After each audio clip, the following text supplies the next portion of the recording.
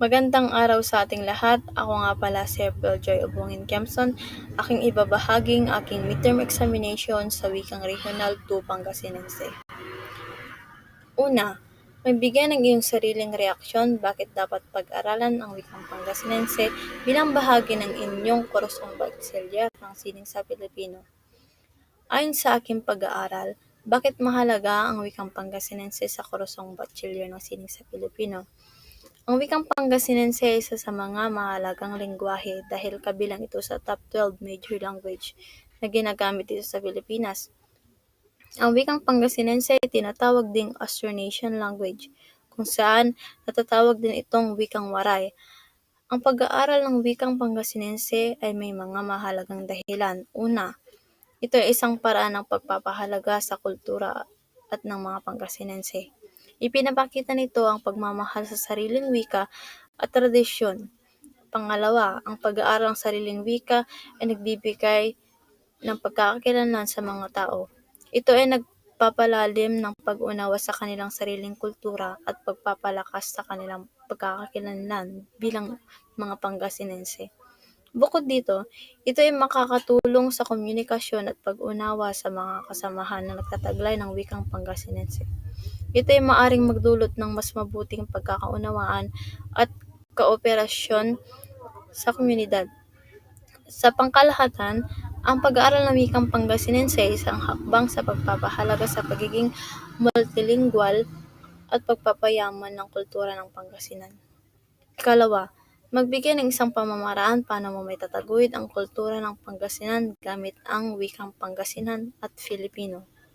Pagsasagawa ng kaganapan o pagdiriwang.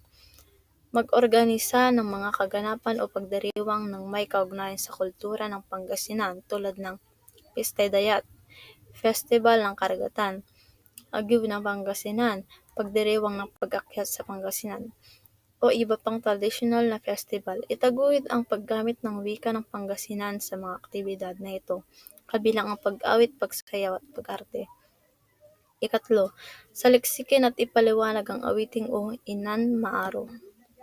Ang awiting o Inan Maaro ay isang awit na may temang pangmadla mula sa Pangasinan, isang lalawigan sa Pilipinas. Ang pamagat nito o Inan Maaro ay maaring isalin sa Filipino bilang O Mahal na Ina o Magandang Ina sa Ingles.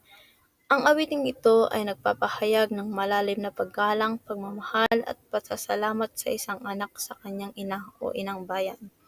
Karaniwang ginagamit ito sa mga pagdiriwang, pag-aalay o mga okasyon kung saan kinikilala ang halaga at papel ng ina o inang bayan sa buhay ng mga tao. Ipinapakita ng awit na ito na pagpapahalaga sa mga aral na karanasan na natutunan mula sa ina o inang bayan. Ipinapakita rin nito ang malasakit at pangako na pagtuturing sa ina o inang bayan na hindi ito malilimutan at handang ipaglaban at alagaan. Ika-4, talakayin ang kontribusyon ng wikang Pangasinan sa pag-unlad ng wikang Filipino. Ang wikang Pangasinan ay isa sa mga wikang sa Pilipinas na may makakabuluhang kontribusyon sa pag-unlad ng wikang Filipino. Ito ay nagbibigay dagdag sa kultura at kasaysayan sa Filipino dahil sa mga sumusunod na paraan. Pagpapalaganap ng kultura. Ang wikang Pangasinan ay nagbibigay daang mga salita at konsepto na nag-aambag sa pagyaman ng kultura ng Pilipinas. Ito ay nagpapahayag ng mga tradisyon, karanasan at kaalaman ng mga Pangasinense na nagpapalawak ng pag-unawa tungkol sa pagkakaiba at pagkakapareho ng mga kultura sa bansa. Leksikong pagsasalaysay. Ang mga salitang ekspresyon mula sa wikang Pangasinan ay nagdadagdagan ng kakaibang uri ng pagsasalaysay at kahulugan sa Filipino.